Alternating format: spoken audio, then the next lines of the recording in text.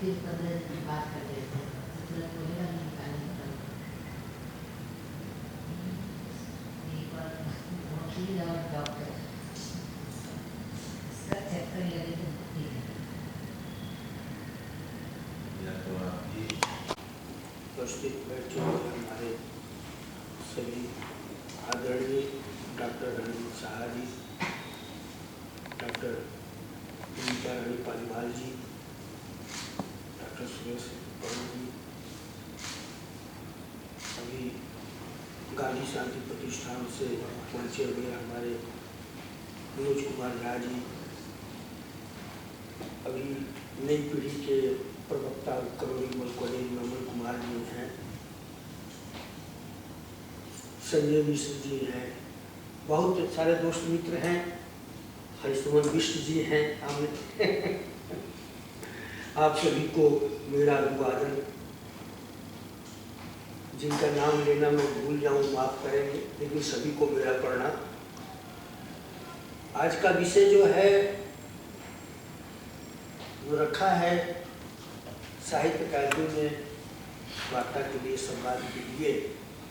तो एक तरह से इसे मैं डिस्कवरी ऑफ तुलसीदास इन महात्मा गांधी मानता हूँ, क्योंकि आप सबने पढ़ा है गांधी जी का के विषय में, और गांधी जी का लिखा हुआ भी आपने सबने पढ़ा है, हर कोई अपने अपने ढंग से पढ़ता रहा है। और मैंने भी जो थोड़ा बहुत पढ़ा गांधी जी के विषय में, जैसे लुई फीसर की किताब है, बी आर नंदा की किताब है जीवनी, आचार्य जेवी कृपलानी की है। आचार्य जेवी कृपलानी और लुई फीसर ने तो, जेवी कृपलानी तो 1917 से ही साथ रहे गांधी जी के, और लुई फीसर भी बहुत साथ रहे हैं आकर अमेरिका से। तो इन लोगों ने गांधी जी पर जो वैचारिक प्रभाव जिन लोगों का है, और कई लोगों का है कि उसमें टोल्स्टॉय का बहुत लोग जिक्र करते हैं, प्रभाव था, रस्किन का, कारपेंटर का, अमेरिका के थ्योरर का। तो इन सब का विदेशी विद्वानों के, चिंतकों के विचारों के प्रभाव की चर्चा गांधी जी के संदर्भ में खूब होती है। हमारे हिंदी के एक बहुत बड़े ललित निबंधकार थे कुबेरनाथ राय जी, उनकी एक किताब है पत्रमणि पुतुल के नाम, वो गांधी जी पर केंद्रित है। तो उसमें भी मैंने देखा कि उन्होंने गांधी जी पर आर्य समाज के प्रभाव की चर्चा की है। कहा कि आर्य समाज के सारे जो कार्यक्रम थे, केवल शुद्धि और गायत्री जाप छोड़कर बाकी सारे के सारे वो कार्यक्रम गांधी जी ने आर्य समाज के लिए थे। लेकिन उन्होंने भी तुलसीदास का प्रभाव, इसका उल्लेख नहीं किया कुबेरनाथ राय जी। अभी मनोज झा जी बैठे हुए हैं, जो गांधी शांति प्रतिष्ठान से पत्रिका निकलती है, गांधी मार्ग, उसके प्रबंध संपादक हैं। इनसे मैंने कल ही फोन पर पूछा था कि इनके यहाँ प्रति वर्ष 2 अक्टूबर और 30 जनवरी को गांधी जी पर व्याख्यान होता है, कि क्या आपके यहाँ अब तक इस विषय पर, यानी महात्मा गांधी पर तुलसीदास का प्रभाव, कोई व्याख्यान हुआ है? इन्होंने कहा नहीं हुआ है। तो सोच लीजिए कितना उपेक्षित, ये डिस्कवरी ही है एक तरह से, और चुनौती है कि आप, और ये लोग चूंकि जानते हैं कि मैंने कुछ काम किया है, इसलिए चुनौती मेरे सामने रख दी, और वही देखना है कि ये प्रभाव किस रूप में है। इसकी चर्चा करते हुए मुझे मार्क्सवाद के संबंध में लेनिन का कहा हुआ वाक्य याद आता है, और लेनिन ने कहा था कि मार्क्सवाद के 3 स्रोत हैं, एक ब्रिटिश इकोनॉमिक्स, दूसरा फ्रेंच सोशलिज्म, और तीसरा जर्मन आइडियलिज्म का। हमारे गुरुवर डॉक्टर नामवर सिंह एक बार अपने व्याख्यान में मार्क्सवादी जो आलोचक समीक्षक के रूप में जाने जाते हैं, जाते रहे, तो उन्होंने इन तीनों की चर्चा करते हुए कहा कि चौथा स्रोत जो है मार्क्सवाद का, मैं ग्रीक ट्रेजेडी को मानता हूँ।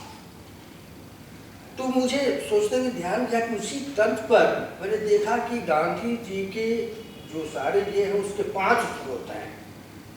3 स्रोतों का तो उल्लेख गांधी जी ने खुद अपनी आत्मकथा में किया है, जो प्रभाव पड़ा है।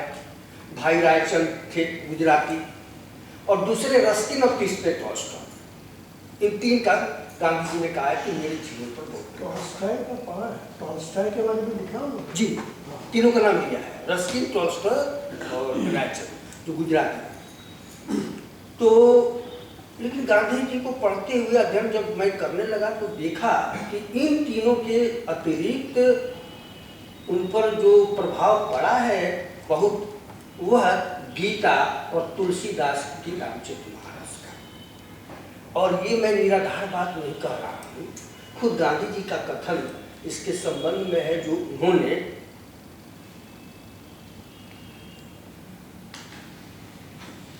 25 सितंबर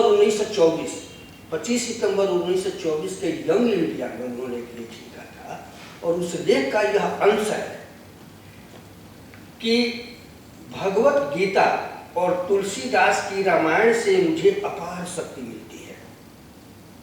मैं खुल्लम खुला कबूल करता हूं कि कुरान, बाइबल तथा दुनिया के अन्य धर्मों के प्रति आदर भाव होते हुए भी मेरे हृदय पर उनका उतना असर नहीं होता जितना कि श्री कृष्ण की गीता और तुलसीदास की रामायण का होता है। ये गांधी जी का कथन है।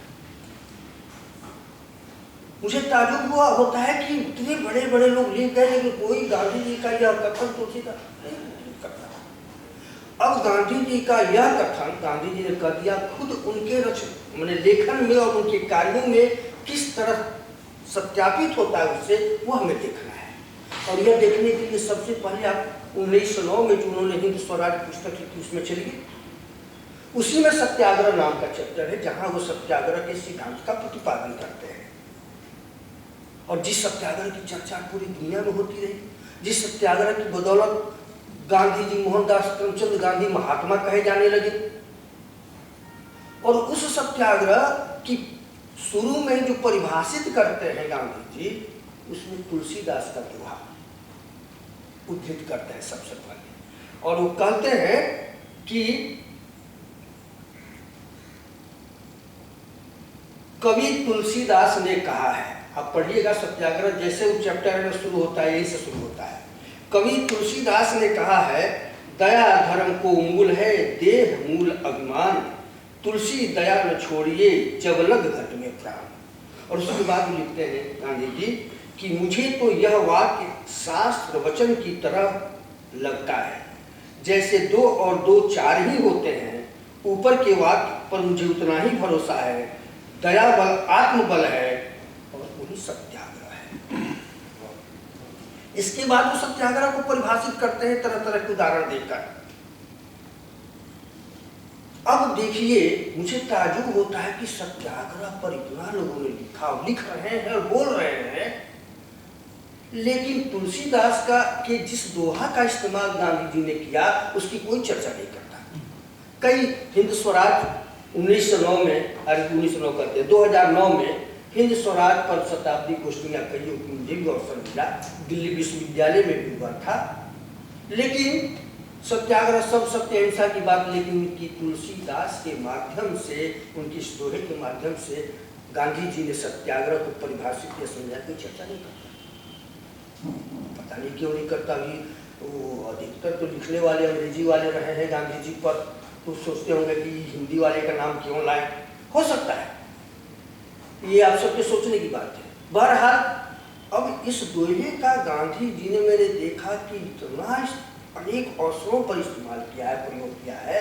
और मजेदार बात यह है कि इसको लेकर उनके और उनके सचिव जो महादेव देसाई थे, पर बड़ा इस पर मीठी बहस हुई है उन दोनों के बीच। गांधी जी का कि दया धर्म को मूल है, महादेव देसाई का कहना था कि नहीं, पाप मूल अभिमान है, एक की जगह पाप मूल अभिमान है। वो अलग सब है, सबके डिटेल में जाने का नहीं है, क्योंकि लोगों ने समय कहा कि 45-50 मिनट का ही समय दिया है, तो कई बातें करनी है।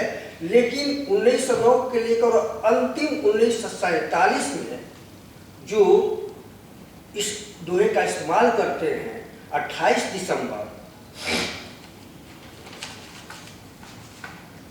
दिल्ली की प्रार्थना सभा में 1947, जब देश बढ़ चुका था, दंगाग्रस्त था, पंजाब से शरणार्थी, दिल्ली में जो माहौल था, तो दिल्ली की प्रार्थना सभा में संबोधित करते हुए कहते हैं गांधी जी कि मैं जो कहता हूँ धर्म की जड़ दया है, तो तुलसीदास का है।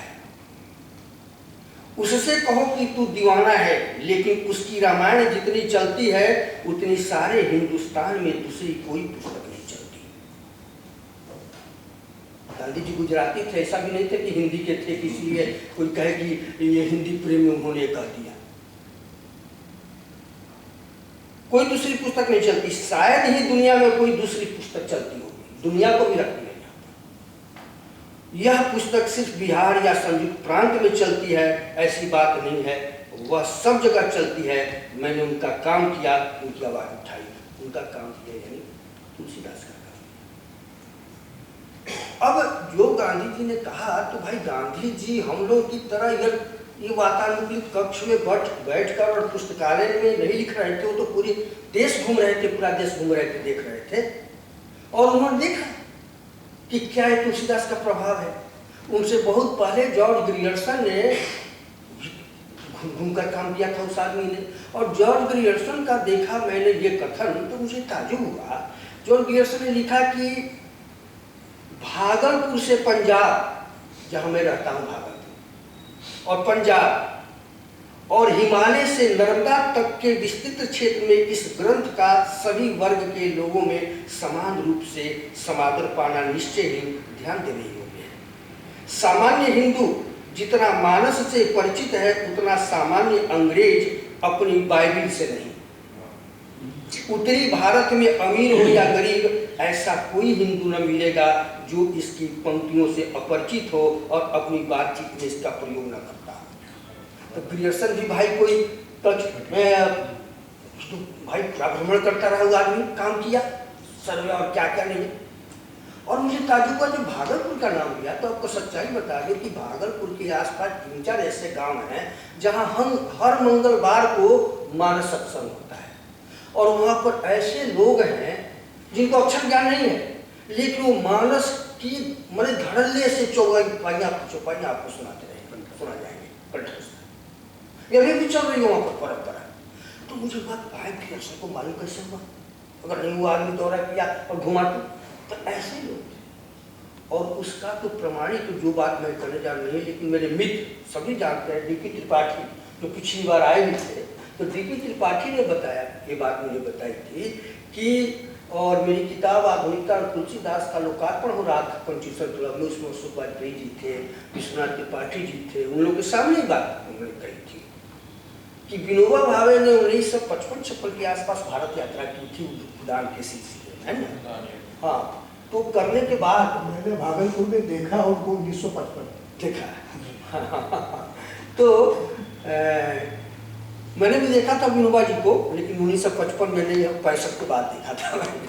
तो खैर, तो पूरी यात्रा करने के बाद उन्होंने पंडित जवाहरलाल नेहरू को पत्र लिखा, और चूंकि जवाहरलाल जी ने उनकी जो पुस्तक है विश्व इतिहास की झलक प्रथम खंड में, तो अकबर के शासनकाल या जहांगीर की करते हुए उसमें लिखा है कि इसी काल में एक उत्तरी भारत में एक बहुत बड़े लोकप्रिय कवि हो गए और जिनकी रामायण भरकर पढ़ी जाती है वो तुलसीदास। तो विनोबा जी ने पत्र लिखा नेहरू जी को कि भाई मैं पूरे देश की मैंने यात्रा की और देखा कि इस देश के जितने लोग तुलसीदास को जानते हैं उसका 10% हिस्सा भी अकबर को नहीं जानते। इसलिए आप अपनी किताब में संशोधन कर दीजिए कि जिस जमाने में तुलसीदास हुए उस जमाने में अकबर जैसा था। तो यह अब भाई हम नहीं माने तो क्या है। अब मैं आगे बढ़ूंगा इसलिए कि कुछ और बातें दिखानी है। घड़ी मत देखिए, आप घड़ी मत देखिए। नहीं, घड़ी नहीं देखूंगा, हम सुनने के लिए बैठे। बहुत अच्छा, हम सुनने के लिए बैठे, अनुपम जी कहेंगे, मेरे से कहेंगे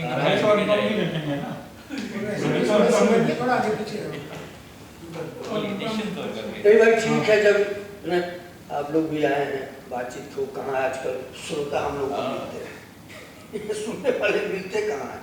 हमें सुनाने वाला भी नहीं मिलता डॉक्टर नहीं, ये तो सुरेश ऋतुपर्ण जी का ही 2 साल पहले यहाँ पर प्रस्ताव था अनुपम जी से कि इस पर भी व्याख्यान होना चाहिए और नहीं।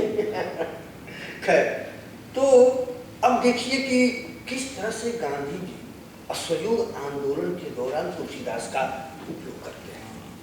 1920 में आप सभी जानते हैं कि असहयोग आंदोलन शुरू हुआ, खिलाफत उसके साथ साथ खिलाफत का आंदोलन जुड़ा हुआ था और खिलाफत का समर्थन गांधी जी ने किया। और इधर डॉक्टर अम्बेडकर की किताब जो गांधी जी पर दोषारोपण होता है तो पढ़ी मैंने पाकिस्तान और पार्टीशन ऑफ इंडिया, तो डॉक्टर अम्बेडकर लिखते हैं कि पहले खिलाफत आंदोलन शुरू हो चुका था और उससे असहयोग आंदोलन पैदा हुआ। डॉक्टर उनकी अम्बेडकर की, खैर जो भी हो, गांधी जी ने बड़ी तैयारी की थी और चूंकि बहुत लोग एक सवाल उठा रहे थे कि भाई हम जिस राज्य में रह रहे हैं उसके साथ असहयोग करेंगे तो उचित बात नहीं है। तो गांधी जी उसमें वो जो देते हैं कुरान से, बाइबिल से, गीता से समर्थन में औचित्य सिद्ध करने के लिए असहयोग का, तो उसके 2-3 मैं आप लोगों को सुनाऊंगा जो गांधी जी का कथन है, तभी न प्रमाणित होगा तुलसीदास का प्रमाण। अब जैसे 4 अगस्त 1920 के यंग इंडिया में गांधी जी ने लिखा, मैं कहूंगा कि भगवत गीता में अंधकार और प्रकाश की शक्तियों के बीच असहयोग के सिद्धांत का ही प्रतिपादन है। अब देखिए इसके बाद कहते हैं, तुलसीदास ने संतों को असंतों से दूर रहने की सलाह दी है। बाइबिल के विषय में यह कहना कि उसमें असहयोग का निषेध किया गया है, ईसा मसीह के प्रति अपने अज्ञान का परिचय देना है। वास्तव में वे अनाक्रामक प्रतिरोधियों के सरताज थे और इस्लाम के रसूल ने क्या किया, जब तक उनकी जान पर खतरा नहीं आ पड़ा तब तक वे मक्का में बहुत ही सक्रिय ढंग से असहयोग करते रहे। दूसरा, 17 सितंबर 1920 को शांति निकेतन, अब शांति निकेतन में भाषण करते हुए उन्होंने कहा, यदि आप हिंदू माता पिता की संतान हैं, यह समझ लें कि हिंदू के नाते विश्व के प्रति आपका क्या कर्तव्य है, तो आप कभी अन्यायी और दुर्जन के साथ सहयोग नहीं करेंगे। दुर्जनों का संग न करने के बारे में तुलसीदास जी ने जो अमर दोहे लिखे हैं उनके सौंदर्य की तुलना नहीं हो सकती। जिस शांति निकेतन में उसमें गुरुदेव रविन्द्रनाथ ठाकुर का प्रभामंडल फैला हुआ था, पूरे देश में नोबेल प्राइज, और वहां पर यह आदमी तुलसीदास को कोट करता है, ये गौर करने की बात है। कितना तुलसीदास का महत्व था गांधी जी की दृष्टि में और गांधी जी के लिए। 20 अक्टूबर, अब चले ये डकोर है गुजरात में, वहां भाषण देते हुए कहते हैं, असहयोग सोने जैसा शस्त्र है, दिव्य शस्त्र है। हिंदुओं को वह श्री कृष्ण से मिला है, मुसलमानों को मोहम्मद पैगंबर ने दिया है, पारसियों को जिंदेवस्ता से मिला है। जहां तुम अन्याय देखो तो उस मनुष्य का त्याग कर दो। तुलसीदास जी ने बहुत ही मृदु भाषा में कहा है कि असंतों से दूर भागो, असंत अपने समागम से पीड़ित करते हैं। अक्टूबर 1920 को फिर स्त्रियों के बीच बोलते हुए कहते हैं कि तुलसीदास जी और गीता का यह कहना है कि असंत का संग त्याज है और यह राज भी असंतों का है, यह अधम राज्य है। असहयोग आंदोलन 22 में खत्म हो गया, फिर उसके छूटने के बाद भी करते रहे। एक और उदाहरण 1924 में पंजाब में जो बोलते हैं, दिसंबर 1924 को लाहौर में भाषण करते हुए कहते हैं, महाकवि तुलसीदास ने मुझे सीख दी है कि धर्म और अधर्म के बीच किसी तरह का सौहार्द, स्नेह या एका नहीं हो सकता। इसलिए जब तक मेरा विश्वास है कि यह सरकार शैतानी सरकार है, तब तक इसे असहयोग करना मेरा कर्तव्य है और मैं इस मार्ग पर दृढ़ रहूंगा, चाहे मुझे इस पर अकेले ही चलना पड़े। यहाँ तुलसीदास सत्य दे रहे हैं। अब देखिए कि साहब कहाँ बाइबिल का महत्व, कुरान का महत्व, हिंदुस्तान का, और कवियों में किसका नाम ले रहे हैं गांधी जी, बार बार ले रहे हैं तुलसीदास का। आप सभी पढ़े हैं। मनोज भाई से कहूँगा कि ये तो निकालते रहते हैं, छापते रहते हैं गांधी मार्ग में बहुतों के विचारों। जी बताएं कि क्या किसी ने गांधी जी तुलसीदास का ये जो है वो लिखा है, बताया? ये अंधकार नहीं है तो क्या था? अब कहाँ कहाँ से दिन रात टॉल्स्टॉय का बड़ा प्रभाव था, उसका था, गांधी को कर रहे हैं, और अपने यहाँ के जिस बड़े कवि का था उसकी कोई चर्चा नहीं करते आप तुलसीदास गांधी के संबंध में। अब इसी में देखेंगे, ये तो हो गया कि अब यहाँ पर आप लोग जानते हैं, कुछ लोग नहीं भी जानते हैं कि उनको बता देते हैं कि मैंने काम ही किया है तुलसी और गांधी, मेरी पुस्तक है और सामयिक प्रकाशक उसके मालिक महेश जी यहाँ बैठे हुए हैं, तो उसमें इन सारी चीज़ों को मैंने विस्तार से रखा है। जिनको ज़्यादा रुचि हो वो लेकर देख सकते हैं, पढ़ सकते हैं। यहाँ पर हम संकेत रूप में आगे बढ़ते हैं कि अब इसी के दौरान देखिए वो रामराज की भी बात अंत जी ने भी की कि गांधी जी ने रामराज का प्रयोग किया। अब हिंदी में क्या है कि जहाँ कोई अब रामराज शब्द देख लिया लोगों ने कहा, चरखा देख लिया गांधी ने तो कहा कि चरखा कबीर का प्रभाव है, वैष्णव जन तो तेने किए उनका प्रभाव है नरसिंह। लेकिन अब राम राज्य बड़ा महत्वपूर्ण है। गांधी जी ने आज भी आलोचना होती है कि खिलाफत का क्यों समर्थन किया, लेकिन गांधी जी ने समर्थन किया जो राजनीतिक परिस्थितियां थी, लेकिन असहयोग का उद्देश्य उन्होंने कहा कि स्वराज लाना है, और ये नहीं कहा कि खिलाफत सल्तनत या खिलाफत शासन लाना है। कहा कि जब स्वराज क्या है लोग प्रश्न करने लगे तो गांधी जी ने कहा कि स्वराज मतलब रामराज्य, ये रामराज्य ही स्वराज है। और यहाँ पर अनेक कथन है। अभी डॉक्टर सुरेश ऋतुपर्णी एक पत्रिका लेकर निकालते हैं हिंदी जगत, उसमें उन्होंने मेरा छापा है रामराज और स्वराज, युवती ने भी मैंने विस्तार से इसका उल्लेख किया है। यहाँ पर एक ही कथन मैं आपके सामने रखूंगा गांधी जी का राम राज्य को लेकर 1920 साल और सहयोग आंदोलन शुरू किया। नासिक में भाषण करते उन्होंने कहा कि आजकल जो हुकूमत हम पर शासन कर रही है वह केवल राक्षसी है, मैं उसे रावण राज्य कहता हूँ। ऐसी राक्षसी हुकूमत में रहने वाली रैयत क्या करे। तुलसीदास ने कहा है कि जो असंत हैं, बुरे हैं, उनका संग छोड़ा जाए, उनसे असहयोग किया जाए, तभी हम खुद शुद्ध होंगे और रावण राज्य को मिटाकर राम राज्य की स्थापना कर सकेंगे। 1920 में राम राज्य पर आ जाते हैं। यह राम राज्य ही स्वराज्य है।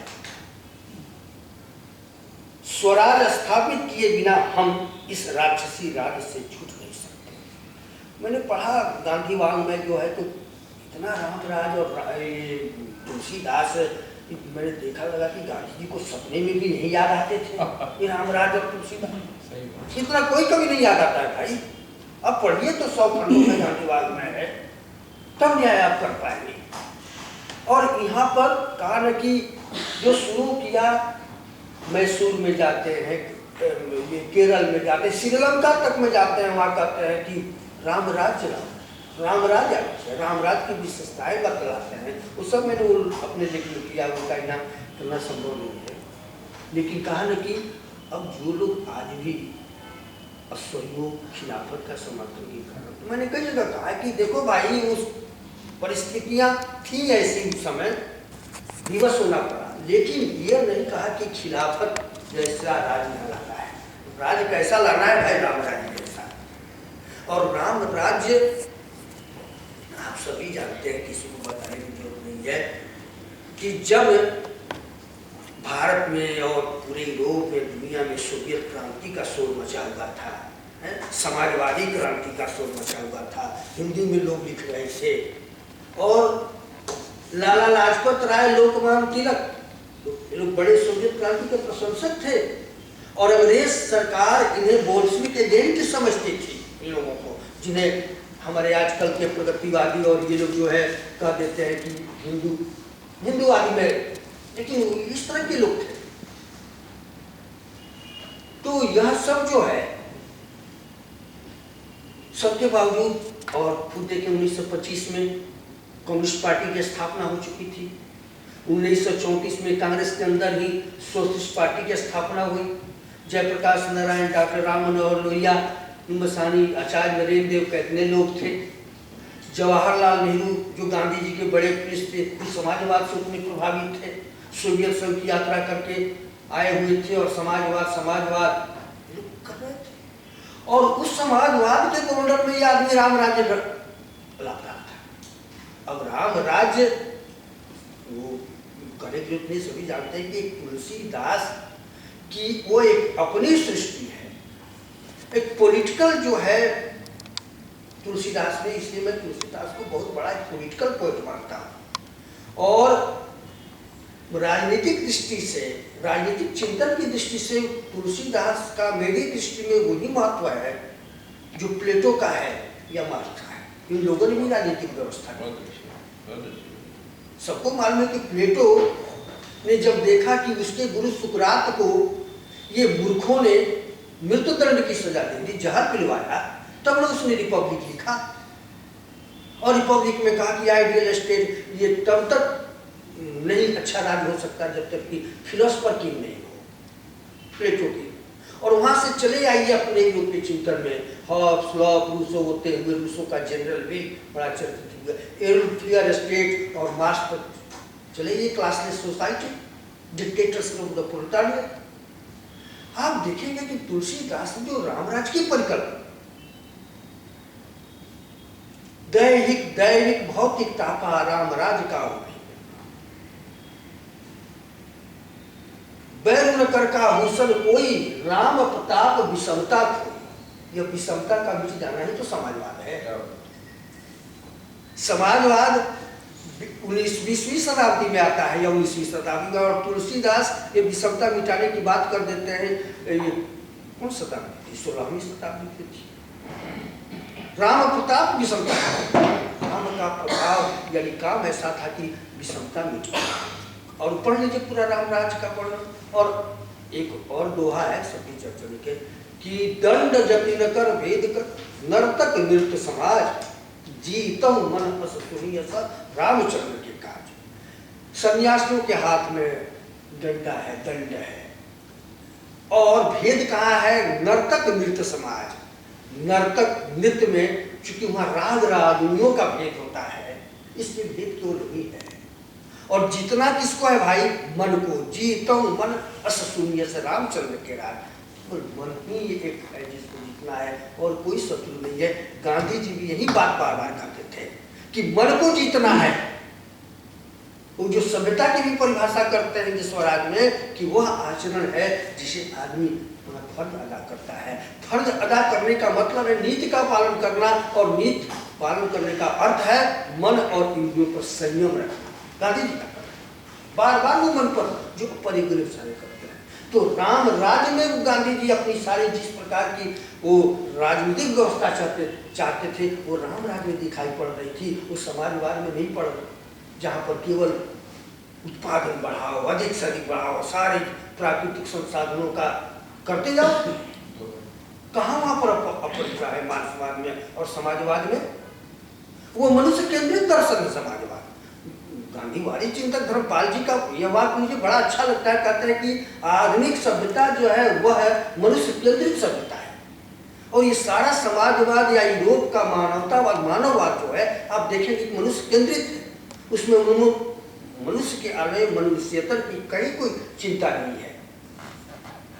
देख लीजिए बाइबल में जो कुछ बना सब जो है मनुष्य के लिए बना। हमारे यहाँ वैसा नहीं है। ठीक है, मनुष्य को श्रेष्ठ माना गया, लेकिन मनुष्य के साथ साथ चर अचर, चराचर जिसे कहते हैं सबका। और राम राज्य में देख लीजिए पढ़ सब, इसलिए राम राज्य। और इस राम राज्य की जो बात थी यहाँ की जनमानस में बैठी हुई थी। हम लोग तो भाई आज़ादी के बाद पैदा हुए। 1960 से हम लोग ने ठीक से होश संभाला, देखना शुरू किया कि गाँवों में उस समय, सिवान जिला में जहाँ मेरा गाँव पड़ता है, हालांकि 1957 में सोशलिस्ट पार्टी के उम्मीदवार रामदेव सिंह से जीत चुके थे, ऐसी चेतना आ चुकी थी समाजवादी 1957 के चुनाव में। लेकिन भाई कभी भी किसानों और किसको जो हम लोग बैठते थे और ये सब ये समाजवाद की चर्चा नहीं। राम राज कहते थे लोग, कह रहे भाई राम राज कैसन रहे जहाँ बाघ और बकरी एक घाट पर पानी पीते थे। तो हम लोग भाई बाघ बकरी घाट पर, लेकिन एक मिथ जो बना हुआ था कि राम राज में इस कदर निर्भीकता हो सकती है इस हद तक जहाँ बाघ और बकरी एक घाट पर पानी पी सकते हो। तो यह राम राज बैठा हुआ था। गांधी जी ने उसको पकड़ा कि राम राज्य अपील करेगा, न कि रस्किन का अनटू दी लास्ट अपील करेगा। अनटू दी लास्ट से बड़े प्रभावी थे और सर्वोदय लिखा, लेकिन उसकी बात उन्होंने नहीं की, राम राज्य की बात की। और उस राम राज्य का फल हुआ कि लोग राम राज्य का सपना देखने लगे। और उसका बहुत बड़ा आधार है कि 1969 में जब गांधी जी की वो जन्म शताब्दी मनाई जा रही 1969 में, तो दिल्ली में ही जयप्रकाश नारायण जी का भाषण होगा। भाषण हमारे पास भी है, प्रभात खबर ने भारत के महान भाषण करके छापा है, उसी में जयप्रकाश जी का वो भाषण है। जयप्रकाश जी उसमें कहते, उस भाषण में कहा था कि जब संविधान सभा की बैठकें होने लगी 11 दिसंबर 1946 से संविधान सभा की बैठक शुरू हो गई, जिसके अध्यक्ष डॉक्टर राजेंद्र प्रसाद थे। तो किसी ने गांधी जी को पत्र लिखा कि आप राम राज्य की बात करते रहे और राम राज्य ही आपके स्वराज का आधार था, और उस राम राज्य की कहीं कोई चर्चा नहीं है संविधान सभा की बैठक में।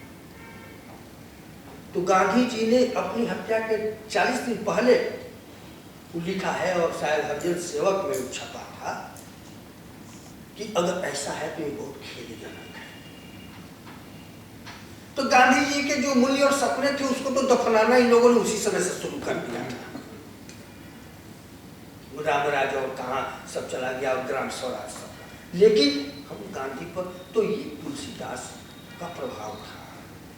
अब कहा ना कि ये तुलसीदास का अपना बिल्कुल पॉलिटिकल एक मौलिक व्यवस्था, उनकी एक राजनीतिक चीज है। अब चरखे की जो बात करते हैं भाई, तो चरखा ठीक है, चरखा की चर्चा गांधी जी कुटीर उद्योग में करते हैं, कबीर का नाम लेते हैं, लेकिन चरखा कबीर का आविष्कार नहीं था। चरखा तो कुछ नहीं, उनका धंधा था। जिस तरह रामराज तुलसीदास का अपना एक पॉलिटिकल कंसेप्ट था, उस तरह चरखा तो नहीं था। अब गिरिराज किशोर जी आज नहीं रहे जनसत्ता में, उनका एक 2 अंशों में लेख छपा था, और कबीर से कि कबीर भी मूर्ति पूजा के विरोधी थे, गांधी जी भी थे।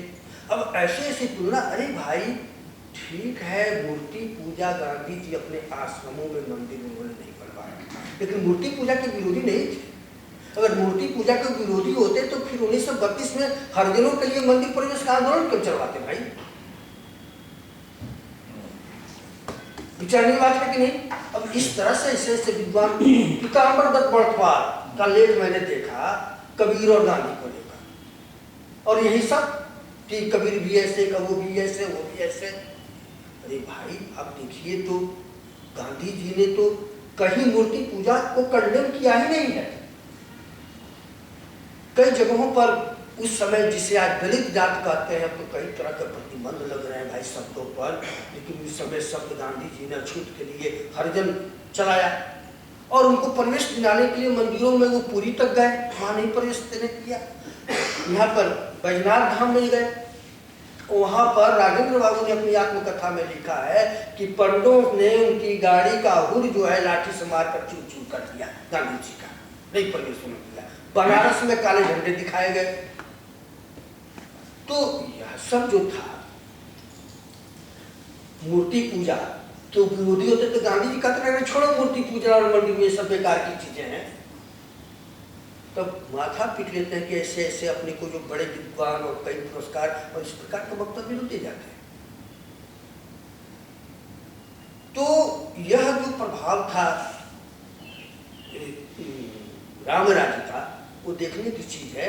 और सच पूछिए तो गांधी जी कई जगहों पर कबीर को डिसमिस करते हैं। वो मेरे पास कहता है, सब किताब है, वो कहता है कि कबीर और गुरु नानक ने जो धर्मों की एकता की बात की, वो आज चलने वाली बात नहीं है। धर्म रहेंगे, आवश्यकता है तितिक्षा, एक दूसरे की सहने की, एक दूसरे के साथ सहनशील होने की। आप अपने घर में रहें, हम अपने घर में रहें, लेकिन आवश्यकता यह है कि हम भी आपके घर की हिफाजत करें और आप भी हमारे घर की हिफाजत करें। यह नहीं कि हम आपके घर में आग लगा दें, अब हमारे घर में। तो धर्म और जात का मामला वैसा ही है, आप नहीं मिटा सकते। कौन मिटा सकता है? बुद्ध से लेकर आज तक अनेक धर्म हैं, तो आपस में रहिए, पीसफुल को एग्जिस्टेंस, एक दूसरे को सही है, ये गांधी जी का कहना था। तो साथ उनका कर्तव्य है, मैं नहीं यहाँ पर सब यहाँ तक रविन्द्रनाथ ठाकुर को 1921 में रविन्द्रनाथ ठाकुर ने विरोध किया था संयोग आंदोलन का और उस पर लंबा लेख लिखा था और गांधी जी ने उसका जवाब दिया। उसमें एक जगह कहते हैं कि मैंने किसी भी रुग्ण व्यक्ति को कबीर का भजन सुनाकर उस दुख दूर करते हुए नहीं देखा। आज लोग एक ही कविता की मांग करते हैं, भोजन की कविता है, क्योंकि रविन्द्रनाथ ठाकुर कबीर से ज्यादा प्रभावित थे, अनुवाद भी किया उनके पदों का अंग्रेजी में और ये सब तो नहीं आप देखिए। लेकिन अब हमारे हिंदी में या कहीं भी ऐसे है लोग ना भाई कि बस एक स्वीपिंग स्टेटमेंट वक्तव्य जारी कर देना है। पर यहाँ पर आया अब एक स्वराज जागरण का है। अब दो बातें और मैं करूंगा क्योंकि डॉक्टर साहब जी बार बार बड़ी देख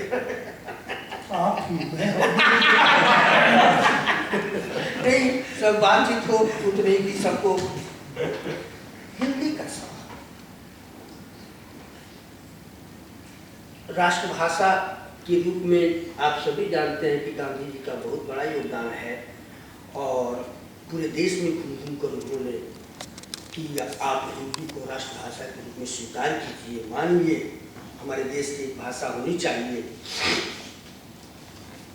तो काम तो पहले से लोग कर रहे थे। 1910 में हिंदी साहित्य सम्मेलन की स्थापना हो चुकी थी बनारस में, काशी नागरिक प्रचारी सभा की स्थापना हो चुकी थी। लेकिन इसको राष्ट्रव्यापी जो रामविलास शर्मा जी हिंदी नवजागरण की बात करते हैं और भारतेंदु से लेकर महावीर प्रसाद द्विवेदी, तो मेरा मानना है कि उस वह जो जागरण था भारतेंदु से लेकर और महावीर, तो देखेंगे कि उत्तर प्रदेश से लेकर बिहार जो संयुक्त प्रांत है, इसको वहां से लेकर दक्षिण तक और पूरब से पश्चिम तक फैलाने का काम ये गांधी जी के नेतृत्व में ज्यादा हुआ। 1918 में उन्हें इंदौर में हिंदी साहित्य सम्मेलन का अध्यक्ष बनाया गया गांधी जी को, चूंकि हिंदी स्वराज में लिख चुके थे कि हिंदी ही देश की एक राष्ट्रभाषा जो हो सकती है, संपर्क भाषा, और यहाँ आकर कई तो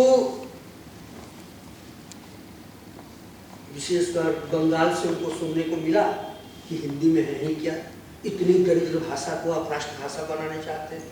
और दक्षिण वालों का भी कहना था कि भाई हमारी भाषाएं तो इतनी समृद्ध है तो हिंदी ही क्यों। तो कलकत्ता में 1921 4 फरवरी 1921 वहां पर एक कॉलेज का शिलान्यास हो रहा था, उसमें गांधी जी थे और वो सहयोग आंदोलन का दौर था, उस समय तो पूरा देश घूम रहे थे। अब वहां पर मैंने देखा कि जो हिंदी के पक्ष में समृद्ध करने के लिए कहाँ सहारा उनको मिलता है, तो तुलसीदास से मिलता है। अब वहाँ का कथन वो कहते हैं कि आप हिंदी भाषा की साहित्यिक दरिद्रता की बात करते हैं, किंतु यदि आप तुलसीदास की रामायण को गहराई से पढ़ें तो शायद आप मेरी इस राय से सहमत होंगे कि संसार की आधुनिक भाषाओं के साहित्य में उसके मुकाबले में कोई दूसरी किताब नहीं पाती। सोच लीजिए, गीतांजलि को नोबेल प्राइज मिल चुका है तब तक, फिर भी ये आदमी कह रहा है कि मानस के मुकाबले कोई किताब नहीं छपी। कितनी बड़ी बात आदमी कह रहा है। लेकिन हम हिंदी वाले अपने पर गर्व करेंगे भाई, ये गुजराती कह रहा है उस पर भी नहीं, और नहीं तो उसको दिन रात गाली देते रहे सब। तो संसार की आधुनिक भाषाओं में साहित्य में उसके मुकाबले कोई दूसरी किताब नहीं ठहरती। उस एक ही ग्रंथ ने मुझे जितनी श्रद्धा और आशा दी है उतनी किसी दूसरी किताब से मुझे नहीं मिली। मेरा ख्याल है वह हर तरह की आलोचना और छानबीन के बाद साहित्यिक सौंदर्य, अलंकार और धार्मिक प्रेरणा सभी दृष्टियों से खंडित रहेगी। अलंकार की भी बात ऐसा नहीं है कि अलंकार का ज्ञान नहीं था, अलंकार की भी बात कर दी उन्होंने।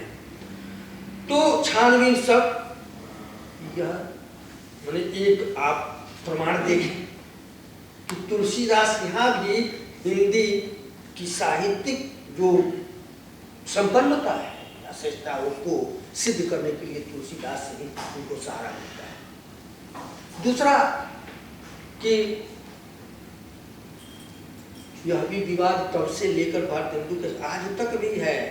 अब कुछ लोग कि हिंदी नहीं हिंदुस्तानी ही राष्ट्रभाषा हो गई, गांधी जी को भी इसमें समझौता करना पड़ा, बाद में हिंदुस्तानी के पक्ष में आना पड़ा। और हिंदुस्तानी क्या सब जानते हैं कि उर्दू फारसी अरबी के शब्द ज़्यादा होती, संस्कृत को।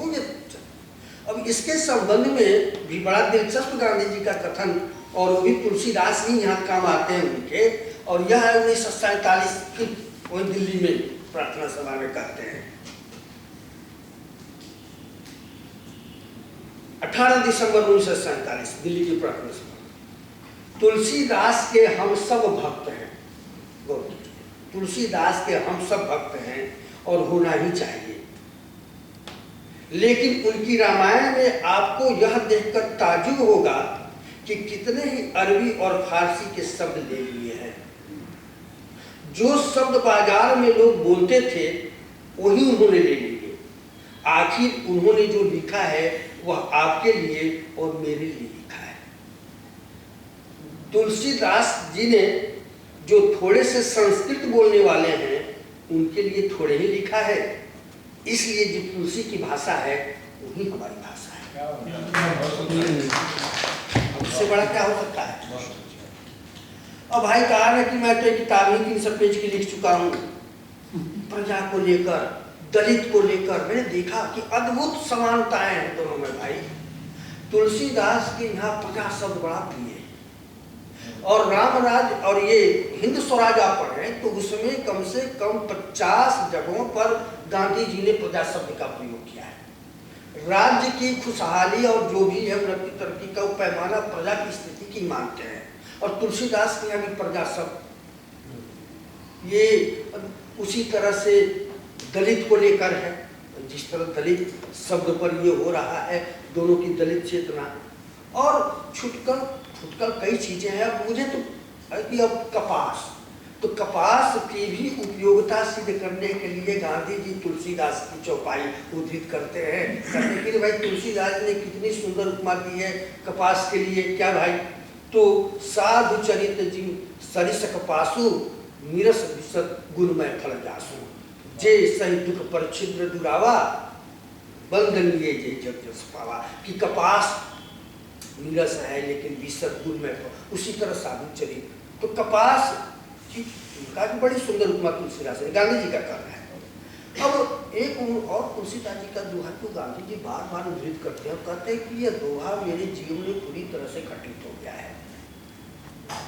जड़ चेतन गुण दोष में विश्व किन्ह करतार, संत हंस गुण गहन पया परिहरि वाल्मीका। कि ये जो गुण होता है हंस का, मतलब जड़ चेतन दोनों जो है ये गुण और अवगुण से निर्मित है। तो कारण कि वो वहाँ से लेकर पूरी जीवन यात्रा में जगह जगह कई अवसरों पर इसका इस्तेमाल करते हैं, लोगों से करते भी हैं। और कहा कि तुलसीदास का ये दोहा पूरी तरह से मेरे जीवन में चित्रार्थ हो गया है, मैंने इसी अनुसार मैं आचरण करता हूँ। तो भाई इससे अधिक अब ये सब प्रभाव का प्रमाण नहीं है तो क्या है? अब केवल आप टॉल्स्टॉय और ही रस्किन रटते रहिए और ये न देखिए, तो इसमें इसको क्या कहा जा सकता है? तो कुल मिलाकर ये मैंने तो भाई नहीं पाया कि कवि के रूप में भक्तों का प्रभाव रहा था तुलसीदास में, और उनके लिए अपना या अपने देश का साहित्य पढ़ना ज़्यादा जरूरी था अपने देश को समझने के लिए। अब यहाँ तो देखते हैं, लखनऊ में गया था तो वहाँ बहुत छात्र छात्राएँ सब थे, तो यहाँ तो सब देखते हैं कि वृद्ध जमात के ही हम लोग अधिक लोग बैठे हुए हैं, तो क्या कर रहा है। तो उनसे मैं कहता हूँ जहाँ नई पीढ़ी के लड़के हैं कि भाई विदेशी साहित्य को पढ़ने से पहले अपने देश का साहित्य पढ़ो, अपने देश को जाना चाहते हो। और गांधी जी का बड़ा इसमें रोचक अनुभव है। साबरमती आश्रम में काका कालेनकर ठहरे हुए थे, आते थे लोग जाते थे, तो गांधी जी टहलते हुए आए तो देखे कि काका कालेनकर अपने कमरे में बैठकर कोई किताब पढ़ रहे हैं। गांधी जी ने पूछा, भाई क्या पढ़ रहे हो काका? तो कोई अंग्रेजी उपन्यास था जिसे पढ़ते, शायद हार्डी का उपन्यास था। तो गांधी जी ने कहा कि हाँ बहुत अच्छा है। मैं भी एक समय बहुत पढ़ा करता था, लेकिन मैंने देखा कि इन विदेशी उपन्यासों को पढ़कर मैं अपने देश को नहीं समझ सकता, तो मैंने तब से पढ़ना छोड़ दिया। काका का इसी समय उपन्यास बंद किया, कहा कि फिर क्यों पढ़े। तो भाई गांधी को जानने का मतलब है गांधी और तुलसी प्रेमचंद अपने देश को जानना, अपने समाज को जानना, अपनी संस्कृति को जानना। और जब तक अपने देश समाज संस्कृति को नहीं हम जानेंगे तब तक तो हम वही फिर जो हो रहा है हर क्षेत्र में नकलचीपन वही होगा। इसलिए अपनी संस्कृति अपने समाज सबको बचाने के लिए दो कम से कम महान विभूतियों को भी हम अगर कुछ इनके अनुसार इनकी बातों को सीखे और आचरण को बहुत भला हम कर सकते हैं। और इन्हीं शब्दों के साथ साहित्य अकादमी और विशेषकर अनुपम कुमार जी और अजय शर्मा जी इन लोगों ने आए थे और फिर इनकी एक व्याख्यान हो जाए 8 अगस्त को था ना, उषा किरण खान जी का कहानी पाठ था, मैं भी आया था। चलिए भाई